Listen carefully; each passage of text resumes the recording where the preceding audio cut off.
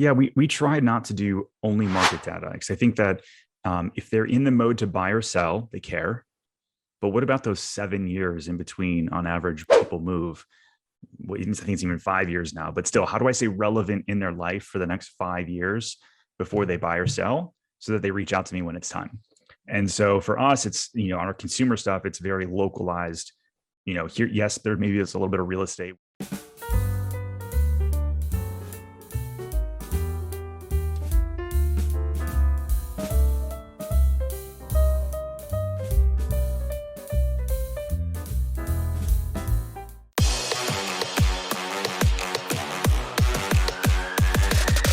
LabCoatAgents podcast. LabCoat Nation, welcome back to another episode of the LabCoatAgents podcast. And today I'm excited to interview this guest who's coming to us from the other side of the world. This is not my first Australian interview, but clearly I take a liking to them. And so I just keep bringing them back. And this one, more specifically, I kind of feared that she'd kick my ass if I didn't interview her based on her past, which is in martial arts, where she was a 5th degree black belt. And my guess is she's taken that success into the business world, where she now coaches and guides many entrepreneurs to multiple X their business, monetize anything, which I think is going to be a fascinating conversation. Because when you real estate agents think about what it is that we do for a living, mortgage professionals, most of us have a one-track mind, which is get buyer, get seller, get borrower, close deal, make paycheck. But there's a lot of other areas that we can do that. And Michelle Hext, who's our guest today, is going to help teach us, maybe open up our minds to some other ideas. But first, Michelle, welcome to the show. And I'd like to know, I need to know about you. Obviously, I teased that you could kick my ass. That's not saying much, but you could probably kick a lot of people's ass. And so tell us about your past. Obviously, you're in Australia. Where'd you get started? What led you to where you are today? Tell us about the martial arts. I want to hear about you. Okay. Firstly, thank you for having me. And yeah, you guys love Aussies. Like we're pretty laid back, and it's a good thing. That's why I love visiting your country. I'm always treated very, very well. Okay, so yeah, the martial arts thing, I found martial arts late in my life. I was 22 when I started training. I'm 53 as of March. So it's been the longest relationship I've ever had in my life, and the most fulfilling relationship I've had in my life. But I went into martial arts like many, because for the reasons I guess that many people do, and that is a childhood of domestic abuse, sexual abuse, poverty, things like that. So when you grow up in a childhood that's quite random, and you never really know, like the rules change all the time. What you got into trouble for yesterday, you can get away with the next day. Like everything's very random. And so I think humans seek structure, even when we don't have it. Especially when we've never had it, there's something, it's like where we hone. It's like we're like seeking this thing that we can lean on. And for many of us, it's structure. And if you've grown up in a household where you've had a lot of structure and discipline and things like that, it might have felt like it sucked because you weren't allowed to do anything or whatever. But if those rules were always enforced in the same way, then it's actually a gift that if you look back later in your life, you probably see, yeah, the fact that there was so much structure and I knew no meant no and yes meant yes and all the rest of it, it's actually quite a gift. And so martial arts was the thing that I sought because I knew it would create some self-discipline. And I've always been somebody who's liked to challenge myself. I moved out of home when I was 16. I was forced to leave school when I was 14. So I've been adulting pretty much since very young. I was taking care of my brothers and sisters. I'm the oldest from the time I was like 9 or 10. So I've been adulting quite a long time now. And so, yeah, I moved out of home and it was just living as an adult, a fully fledged adult by the time I was 16. And it wasn't until I was 22 that I found martial arts. But in between that, I found travel. I took myself to the US for the first time when I was 20. I saw 20 states. I went over on my own and just figured stuff out. And 1989. So before the internet, before, a phone call back home was like you had to sell a kidney to be able to make contact back home. So you just didn't, and things like that. So so I've always been pretty independent and all the rest of it.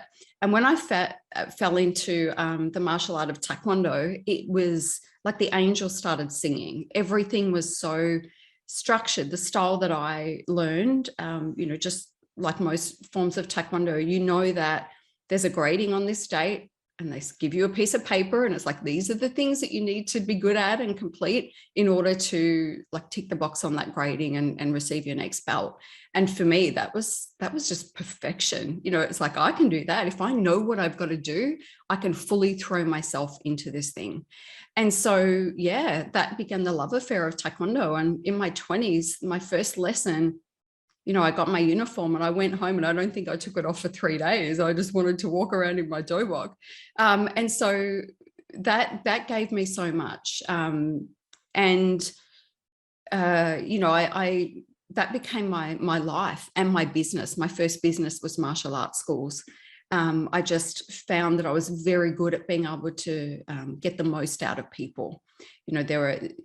And later on, as the years went on, and I had graded through my black belts, and I was grading students and grading my students through their black belts.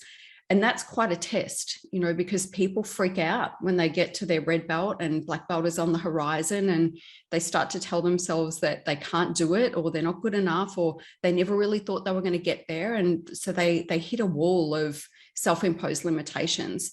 And I became very, very good at just understanding the dynamics of the human mind and getting them to push past those really hard, difficult moments. And I think the same came with full contact sparring.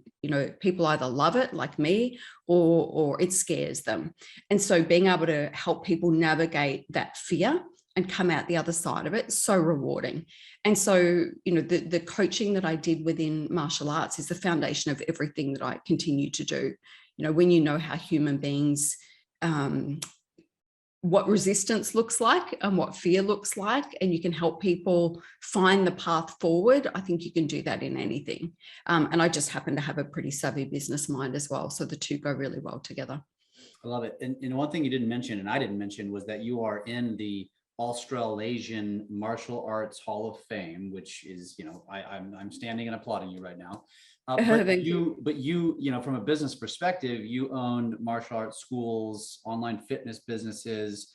Yeah. And the name of the game is to find more clients, to find more paying customers, which is exactly what we're doing in real estate. And so I think for anybody listening right now, they're trying to get the context. Okay, what's this going to bring value to my business? Yeah. I honestly would argue to most of you listening that it actually is probably just as valuable, if not more valuable, to take pieces of advice from people that aren't in our business. Because the one, I would argue, mistake that a lot of us make is we go to real estate conferences, we go to mortgage conferences, we learn the same things that all of our competitors are learning. And there's actually more value in learning from an outside experiential person, especially a success story like yourself. So if you're thinking about stop listening, don't. I think this is going to be good. And if nothing else, Michelle, selfishly, I'm going to get to ask you some questions to learn. So I want to know, from that perspective. So, I mentioned it, you had these businesses, and you said I had to find more clients, and you did it. And so what was that? Like, what does that look like? And what was kind of that breakthrough for you that then led you to where you are now teaching people how to do that? Yeah. So these days I don't have my martial arts school. So I coach in the high ticket space. So I take coaches and experts and I help them monetize the bit between their ears. So I've moved on from the fitness kind of stuff, but you nailed it when you said, when we look at the way our industry does things and we learn the same stuff, like we continue to learn the same things, that's the death of any business, I think. Where is the innovation in that? And so I'm going to go back to my martial arts school just for a moment, because I think it's really relevant. My very last martial arts school that I opened was an adults only, women's only, full-time dojang. So I only taught adult women. And it was the most successful school I'd ever had. And it was filled to capacity in no time. And that was because I took boxing, traditional martial arts marketing. And I want you to put the real estate hat on, like think about what traditional real estate marketing looks like, right? So for me, I looked at what is traditional martial arts marketing. And it's like, well, the schools teach everybody. They break down the kids' classes into little ninjas, little ninjas, even smaller ninjas or whatever it is. And they have all of these branded products, but they're all the same. They all look the same. And so nobody was only teaching women. And my flyers were, it was a lady in hot pink with ripped abs, hot pink short shorts and hot pink boxing gloves. And I basically said, if you think boxing's a great workout, you need to try this. Because I knew that boxing had my people. So I went outside of my market to find those people. I found a way to relate it. And the other thing that I did was created a 4-week absolute beginner program. I don't even know where I got that idea from, but people couldn't come along to my martial arts school just to try. They had to enroll in the 4-week program that was run twice a term or something like that. And that created a dynamic that meant everybody wanted to move through together. So that was me taking, looking at different industries and looking and thinking, oh, that could really work for my industry. So I feel like that's a critical piece of information that you guys really can take and play around with and think about. And when it comes to the monetization of stuff, when you're out there and you're great as an agent, you're successful as an agent, you're going to make your money typically in one way or one or two ways, right? And for me, I'm always looking at how can we, at a low risk, low cost, but high profitable, something that's highly profitable, how can we add that stream to your business? And for me, it's always been a no-brainer to teach what you know in some form. I've worked with many luxury real estate agents who have been very successful, and then they create these little empires of teaching mostly women, but watching women. There are some real estate agents just have it all going on. And I imagine today, with all of the reality shows around luxury real estate, if you put all the drama aside, like that's what people want, right? They want the lifestyle, they want the glamour and all of the rest of it of being in that space.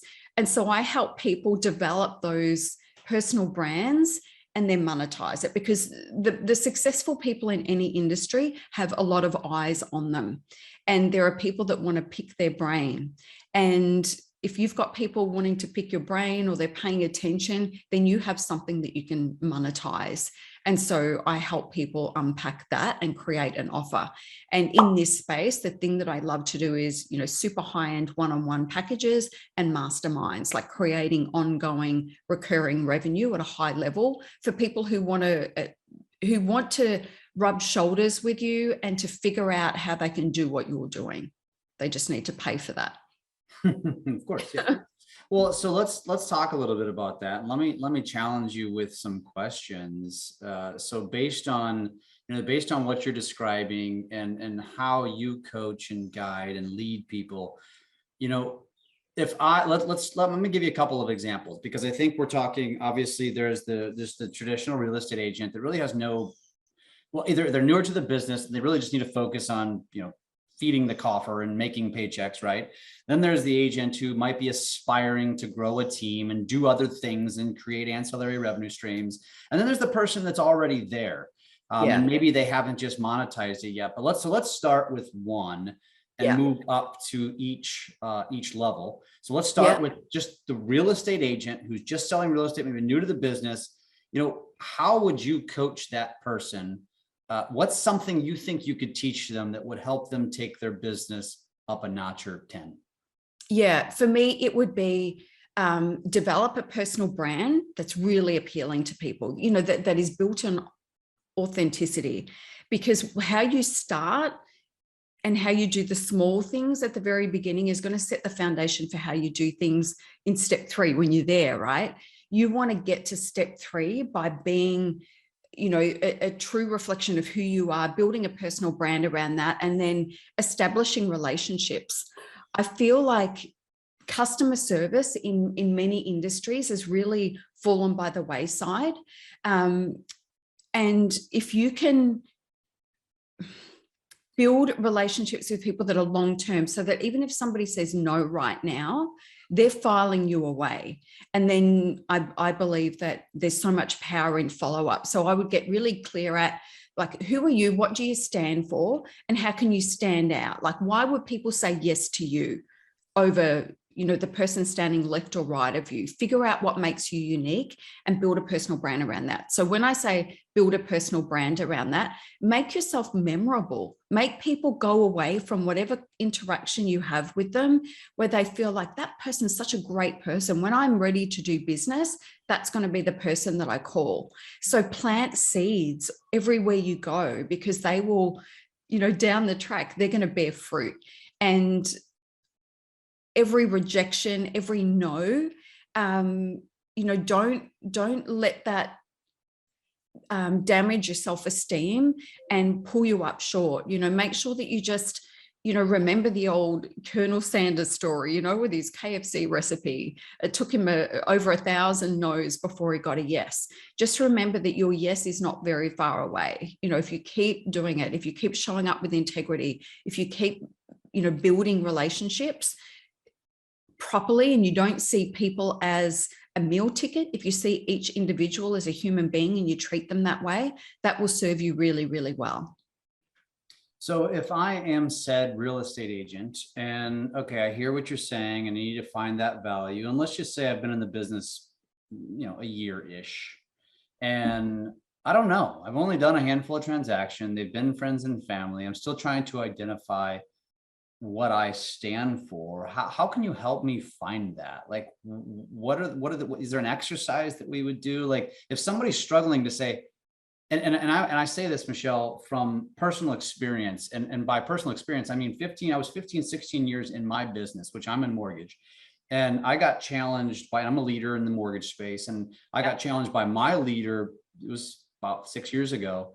The question was posed to me, like, what is your value? And it's kind of the same concept that you're asking. And I'm thinking to myself, you know, like, basically he asked me, like, can you just spout it off right now? And I couldn't. Like, I hadn't practiced it. I knew I was good. I was a top producer when I was an originator, but I couldn't just vomit my value right then and there. And it was kind of an eye opener. And I went back to the drawing board and established value, and then dial it in to where now I know I can have a conversation with anybody and really create differentiation between everybody else. But that's how I found it, right? So I found it by getting challenged. What if somebody just struggles with that? What's the advice that you give them to find that value or that differentiating piece to their business? It's so interesting. I've just printed out a workbook that I'm getting ready to put back on the market, and it's about how to create an iconic brand, and it's all of those things. So just to give you an idea, one of the things that I have people do is figure out what are 10 things in your life that people relate to you. What are the things that if somebody were to look at you and say, when you think of me, what do you think of? And yourself, what are the things? And for me, you know, I did this exercise where I wrote things like, well, my martial arts background is something that people always come back to. You know, the fact that, you know, I like to wear heels, the fact that I love pink, and there are, you know, I have flowers around me. And then I put all of these things together and created a brand. And back when I first created this workbook, my brand was called The Art of Kicking Ass Elegantly. And it was this combination of, you know, me being kind of tough and martial arts kind of centric, and also having this other side of me. And so when people go away, they're always reminded, oh, it was so surprising that that woman is a martial, you know, that she could kick my ass because she looks so well put together. And so that became the foundation of my brand. And so I don't think it's something that you look for outside of yourself. It's definitely something that you go inward and you think, what are the parts of my personality that I love? What are the parts of my personality that are memorable? What are the things that I want to be known for? And then how can I condense that down to become, you know, maybe call it a mission statement? And then how do I get to reflect that visually in my brand? And how do I reflect that with my communication style. And yeah, it's not a 5-minute job. It's a matter of sitting down and getting really clear about your value, because without that full knowledge of your value, you're going to go around with cap in hand. You know, the energy is just quite different to somebody who is absolutely confident in their skin and confident that they can deliver. I think the other thing that's going to give people confidence to really pursue that personal route, the personal brand route, is get clear about what are your boundaries. Like, what will you do that other people won't? What do you know? So another thing that I can relate it to is I have a client that sells, she trains salespeople who sell luxury cars. And, you know, one of the things that we spoke about when I was helping her develop this product is, like, women not treated very well on the showroom floor. Like, you know, we're not treated like we understand cars and things like that. And so the specialty that she's teaching is helping the men understand how to sell to women and how to develop rapport with women, how to create relationships with women, how to follow up, the follow-up is very important for women. And so, you know, figuring out, okay, what are other people not doing that I feel like I want to do? And so maybe that's, you know, following up. Maybe that's making sure you know when somebody's birthday is so that you can reach out and just send them a card. It might seem cheesy, but sometimes these things really have an impact. But it all comes down to the relationship building stuff. But you're right, figure out who you are and what you stand for and whatever process you need to go through to do that. There are very many ways, but if your listeners want to message me and ask for the blueprint, I'm happy to give it to them so they can put themselves through that process. Awesome. We'll definitely share that at the end for sure, and how to connect with you. And if I can, and I mentioned in the beginning of this particular conversation, I will say from personal experience, it wasn't like I just went back to the drawing board and figured it out over a 2 or 3 hour session. It actually took a couple of years then.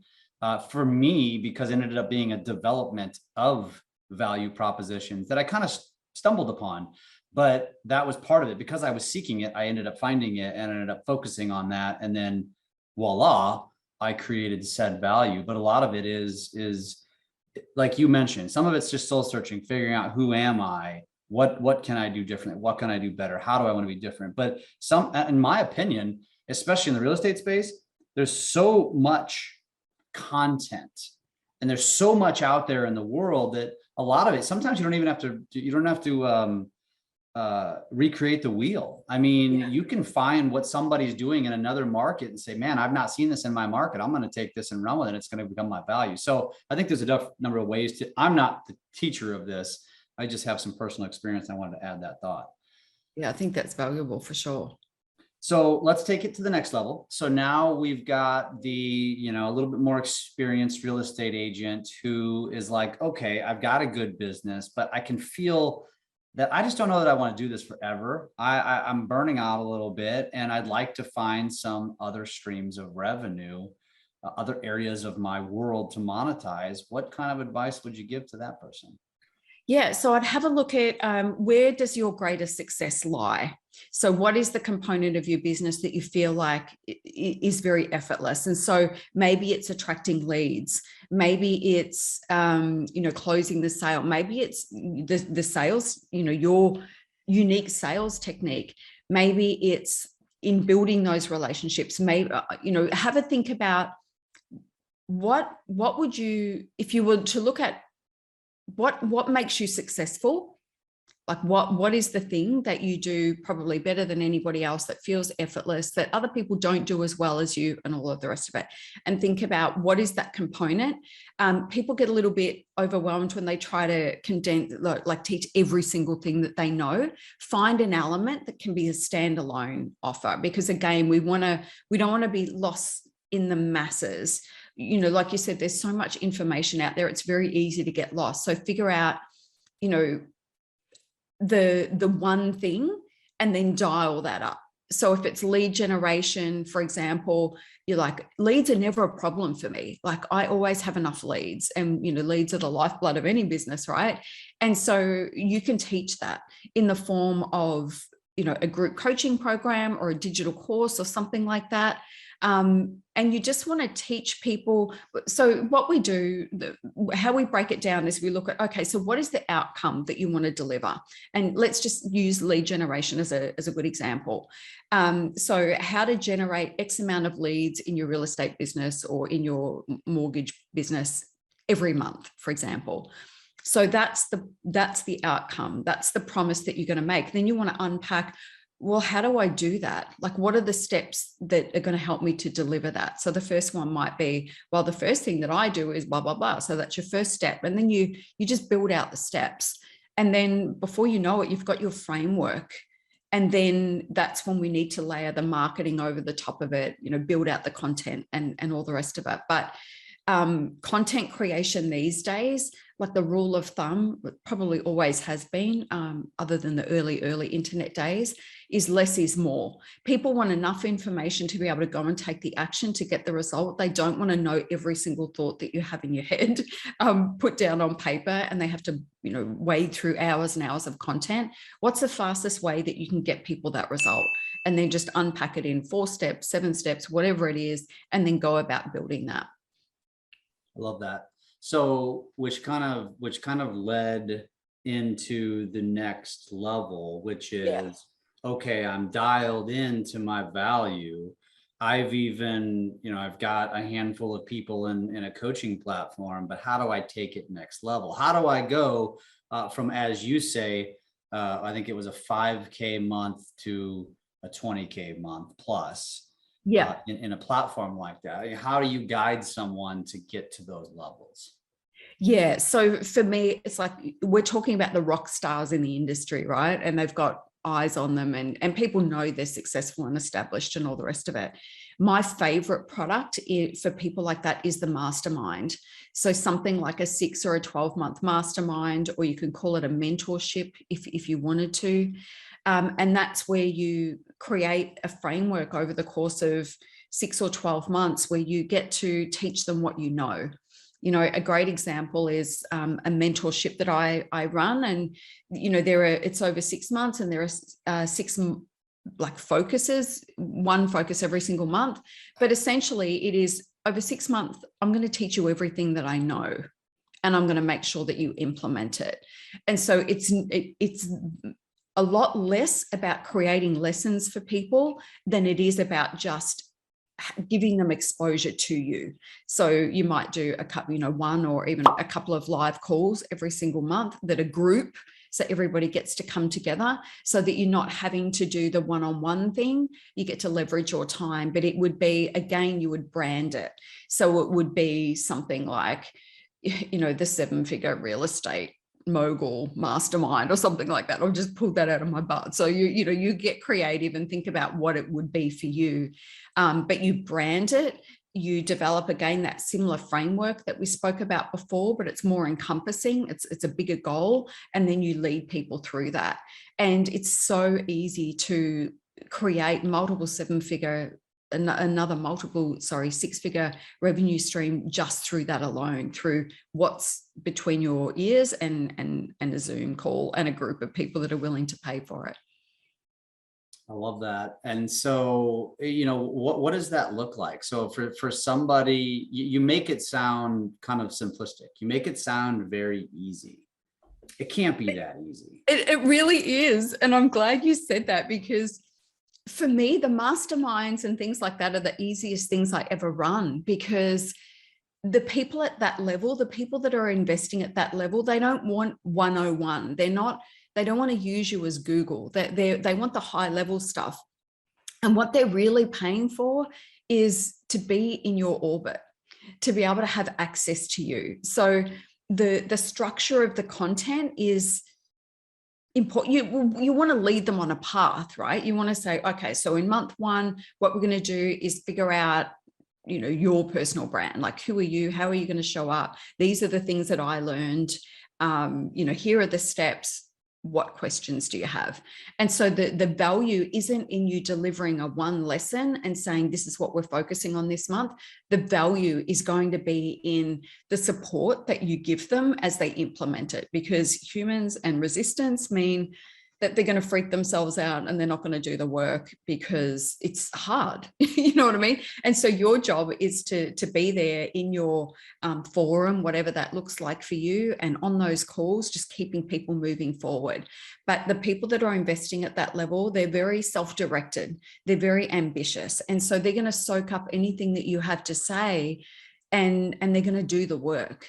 And so honestly, the people that pay me the most are the people that demand my time the least, because they already know what they want. They just feel like they need access to somebody like me to answer the questions. And oftentimes, you know, those questions, you know, the answers that they get are within them anyway.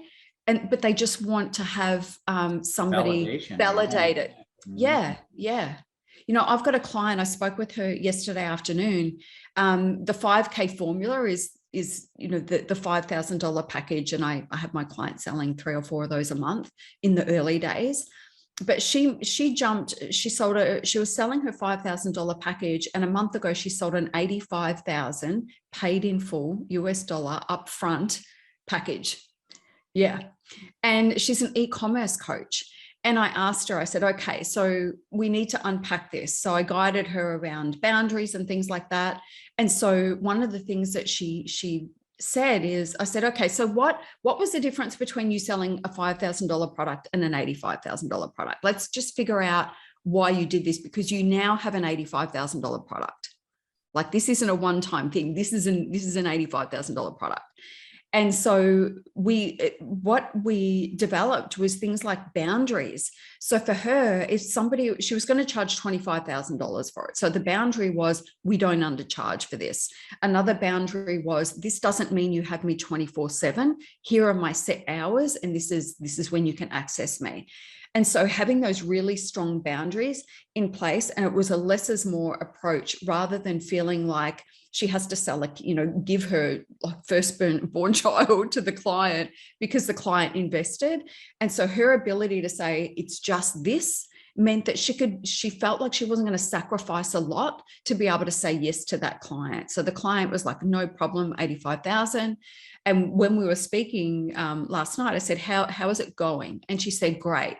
She said she did want an SOS call the other night. And I was like, oh, it was going to be midnight my time. And I said, look, you can have 20 minutes. It's going to be $3,500 US for the, and she's like, no problem. And so the client paid her $3,500 for this 20-minute fire, to put out a fire. And now the client knows that that's an option. Now the client knows what that costs. She'll be doing that like regularly for sure. Wow. And so the reason that I'm sharing that story is, like, honestly, what she was doing at 5,000 is not a lot different to what she's doing at 85,000. But the difference was, she realizes now, I can absolutely deliver a result. She was underselling herself, basically. She's so confident in her ability to do the work. And the client had said to her, you know, knowing what you know, she's already generated another 1.2 million in this woman's business in like 2 months. And she said, if you asked me to pay you $1 million for this, I would pay it. So, you know, what happens is we make these big, bold moves. It's like, I'm launching a mastermind. It's going to cost people 20 grand to be a part of. I'm going to take 10 people in this first round just so I can find my feet with it. You do it one time, you get bold, you know that you can deliver a result because you've done it yourself. You put faith in yourself, you go for it. And then when you do it that one time, the next time it's 50,000. Because you know those people are going to get a return on investment. Yeah. And as you said before about developing that personal brand, and it takes a couple of years, like finding your feet and finding your confidence and having the practice of delivering really good results can take time, but we don't have to start at $1,000, because if you're already a rock star in the industry, you've got an asset. You've got something that people want. So price it accordingly and you're going to attract the right people. It kind of made me think about completely diverting the conversation in a way, because, you know, we're talking about the high-end person wanting to create, you know, another revenue stream or grow their revenue stream. But it also takes me back to that early on real estate agent, the one who's just getting started in the business. And this is kind of off topic in a way, but not really, in the sense that you're hearing the other side. So the masses are on the side that are paying for the coaching. We're sitting here talking to the people that are going to be the coaches, which isn't going to be, it's going to be a fraction of the number of the people listening, but it's also, and to me, somewhat validating to the person listening how important and validating coaching in general is. And I think it's undervalued. It's undermined in a way, because I think that the young real estate agent or the struggling real estate agent says to themselves, their objection is, I can't afford this. I can't afford $1,000 a month. I can't afford $5,000 a month. I can't afford $500 a month. And then they just meander their way through mediocrity forever and can't figure out why they can't get through it. So I'm just curious, what would you say to that person who, doesn't have a budget? They are broke, and they're living paycheck to paycheck. And so how do they get out of their own way to kind of stair step it? Because I don't think you would advise somebody who's living paycheck to paycheck to go into a $5,000 a month coaching platform. But what would you advise somebody like that? Because I have a feeling somebody listening thinking to themselves, oh shit, he just labeled me. All right, talk me out of it. And what would you say? Yeah, I know. I think back to myself, right? I'm never going to ask my clients to invest in something that I would never invest in myself. And I'm that person that will spend my last dollar on the course or the coach because I know it's what I need. So I'm not a very good advocate for that. I'm always the sort of person that it's like, I'm going to say yes to this, and then I'm going to make that decision the perfect decision. Like, I'm going to make sure that I get that return on investment. And I don't think anything motivates people more than throwing the cart before the horse and then having to figure out how to get the thing moving, because when you invest, you have to, like, you cut off any decision to not make this work because you've made a commitment. But yeah, you're right. If somebody's going paycheck to paycheck, I'm not going to suggest that they, sell a kidney or whatever to be able to afford it. But I would look at things like, don't just settle on any coach. There are a lot of coaches out there. So make sure that it fits within your budget, but it's still got to be a stretch, right? So I charge $10,000 US a month for my coaching now, but there are coaches out there that are getting started, but they know a lot of stuff and they're charging $500 a month because they haven't quite worked out their value yet, even though they bring value. So what I would do, even as a first step, would be make a list of coaches that you think could potentially be a good fit for you, and then go and speak to those coaches, do the free discovery call and take something away and implement it. If the coach is the right fit for you, then, take a risk and say yes. I would always do that. I would always take a risk and say yes, because it's going to move you forward. But you might just do 3 or 4 discovery calls, and that's going to generate something in you that generates the revenue that you need to go and hire that coach. But don't sit there and put it off. Start taking action, because if you go and you schedule those discovery calls and you speak with the right coaches, and those coaches are the right fit for you, you're going to find a way to afford it. And then when you find a way to afford it, that's going to move you forward. But honestly, the best time to invest in coaching was last week. And if last week is not an option, then the next time is now. And if you really have no money, if you don't have any money at all to spend, then buy the book, buy a book that's going to help you. Go and have a look at people who have been successful. Grant Cardone, love him or hate him, like he's full on. But, he has built an empire around selling. So if selling and lead generation is something that you're struggling with, go learn from the best, go buy the book. A book is $20. But learn, like, you've got to be in an environment of learning and expansion to be able to progress forward. Yeah. I love that. Listen to podcasts. And actually, you just gave me another idea. You as the potential client, the new real estate agent, you might actually be able to identify someone who doesn't even realize they should be coaching. You could go find that person and say, man, I would love to have a twice a month call with XYZ, that, Sally or Joe.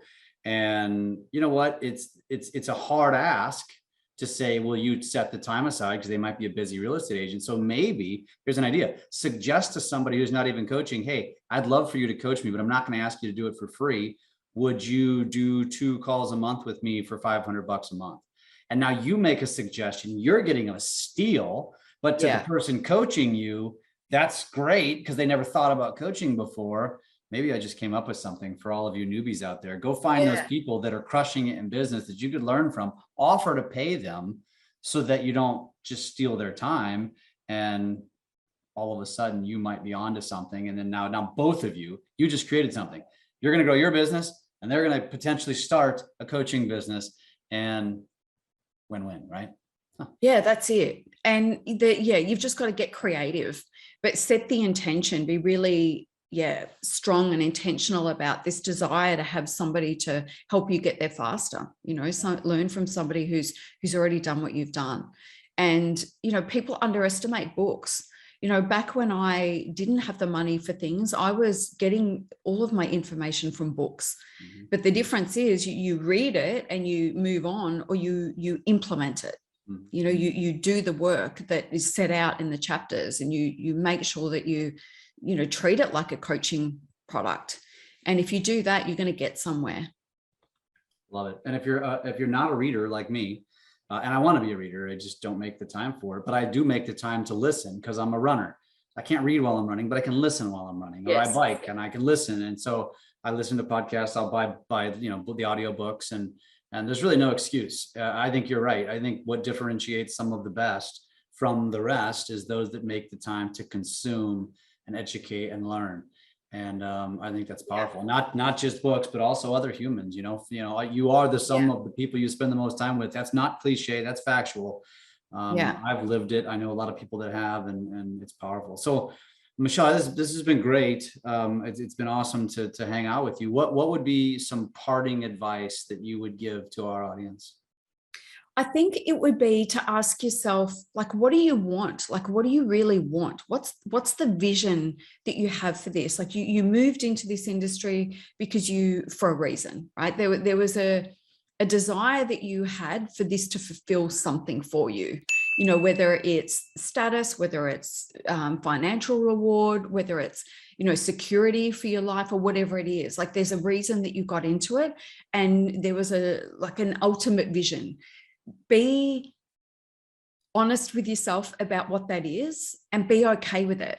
A lot of people get scared by their big vision. They think, well, I'm going to be disappointed, or if I try and I fail, then I'm going to look like an idiot, or whatever it is. It's like, no, get clear, anchor yourself into what that vision looks like, and then don't let it go. Like, don't let it go.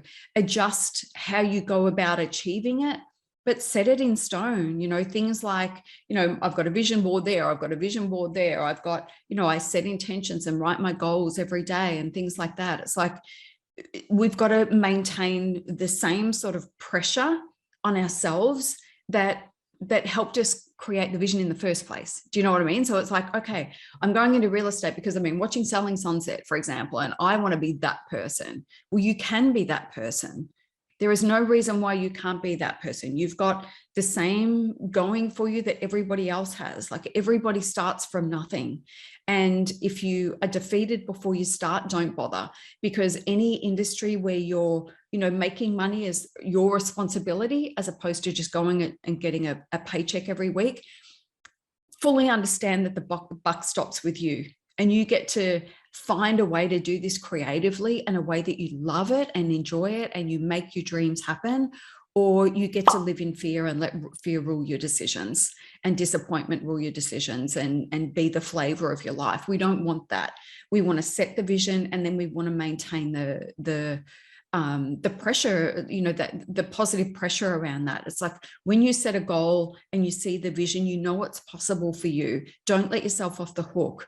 That's not to say you have to burn yourself out. I'm just talking about visualizing every morning, or writing your goals down, or, as you say, listening to a podcast. Listen to this podcast and go away and think, if I were to develop a personal brand right now, what would that look like? Mm-hmm. Take something, use it. It's going to move the needle for you. Yeah, love it. Fantastic. So we mentioned earlier that you were going to tell our listeners how they can connect with you. So where can they, if they just want to go stalk you a little bit, where's the best place to stalk you? And if they want to connect directly to you, where can they connect directly to you? Yeah, so Instagram, so I'm at Michelle Hext, and I manage my own DMs and everything like that. So feel free to drop in. And as I said, if you want that branding blueprint, let me know and I can send you that. The other place is my website, michellehext.com. That will take you to, my latest offers and my freebies and things like that. So I've got a freebie there that is how to develop your online course. So if you're one of those people at the top end and you're wanting to figure out how to monetize and create an online academy, like a sales academy or something like that, then you can go through that training. And there are other freebies as well on my website, but Insta and michellehext.com. I love it. I love it.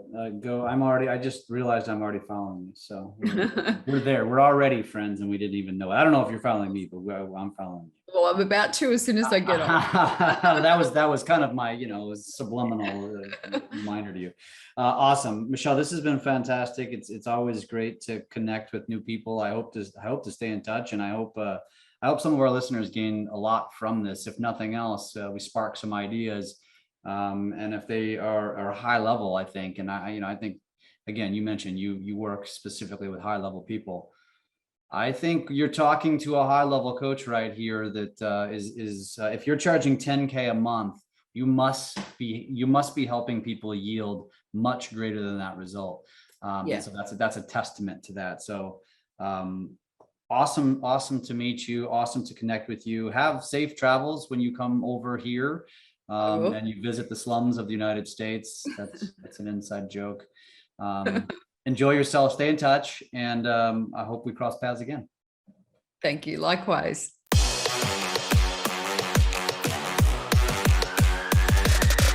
LabCoatAgents podcast.